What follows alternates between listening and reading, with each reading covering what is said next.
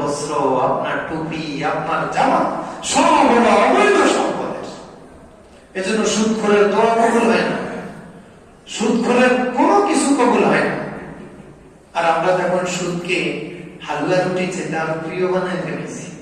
হ্যাঁ, সুদ না খালিকের দেশ চলে, চালাইতে পারো না বিদায় চলে। তুমি চালাইতে পারো না বিদায় এই কথা বলো।